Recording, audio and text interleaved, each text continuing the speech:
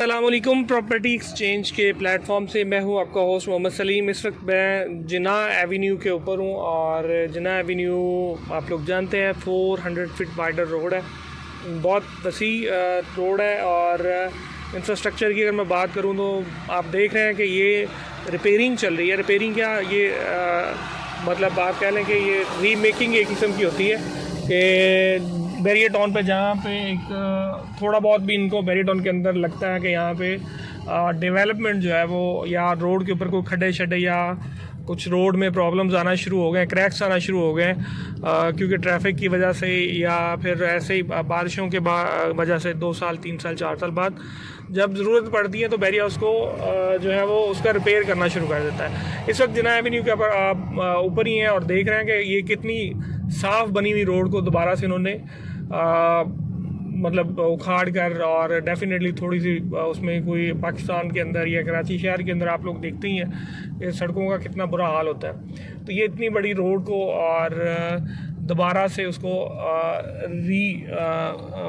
जो कंडीशन कर रहे हैं और दोबारा से इसको अच्छी कंडीशन में लेकर आ रहे हैं और डेवलपमेंट जो है वो देख कर खुशी होती है कि पाकिस्तान में प्राइवेट सेक्टर के अंदर इतने अच्छे पैमाने पे काम हो रहा है। यहाँ पे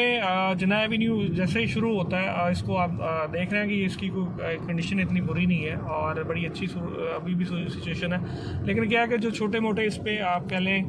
कि थोड़े से वक्त के साथ साथ कहीं से मतलब ज़मीन बैठ जाती है या कुछ इस तरह से है कि वहाँ पे कुछ क्रैक्स आ गए या किसी भी वजह से रोड जहाँ से ख़राब होता है तो बैरिया की मैनेजमेंट जो है वो उसको फुल फ्लेजली मतलब ये नहीं है कि वहाँ पे हल्का सा आके टच कर दिया और नहीं, वो देखते हैं कि अब इसकी लाइफ जो है वो डिस्टर्ब होना शुरू हो गई है तो वो उस हिसाब से फिर बैरिया का जो मशीनरी है वहाँ पे मूव हो जाती है और डेवलपमेंट फुल फ्लेज जो है वो आप जिन्ना के ऊपर देख रहे हैं कि दूसरी साइड पे बिल्कुल फ्रेश होता हुआ काम और काम के हवाले से बैरिया टाउन और ख़ास तौर पे बैरिया टाउन कराची का कोई सानी नहीं है पूरे पाकिस्तान के अंदर और शायद ये दुनिया में भी शायद इतनी फास्ट पेस के ऊपर प्राइवेट सेक्टर के अंदर काम ना होता हो। बाकी बैरिया टाउन कराची में आप लोग अगर आप इन्वेस्टर हैं या आपकी कोई प्रॉपर्टी है तो आप लोग जानते होंगे। मीनवाइल अगर आपने यहाँ पे विज़िट नहीं किया आप इसको विज़िट करें और देखें और इसके बाद डिसाइड करें कि बैरिया टाउन कराची किस लेवल की और किस स्टैंडर्ड की जो है वो डेवलपमेंट करता है और यहाँ पे कंस्ट्रक्शन के मेयार कितने हाई क्वालिटी के हैं। बाकी बैरिया टाउन कराची के हवाले से अगर आपको किसी भी किस्म की कोई अपडेट चाहिए हो आप हमारे जो स्क्रीन पे दिए गए नंबर्स हैं उस पर कॉल कर सकते हैं, व्हाट्सअप कर सकते हैं। अगर अभी तक आपने हमारा चैनल सब्सक्राइब नहीं किया तो हमारे चैनल को ज़रूर सब्सक्राइब करें और आने वाली हमारी तमाम इंफॉर्मेटिव वीडियो से अपडेट करें।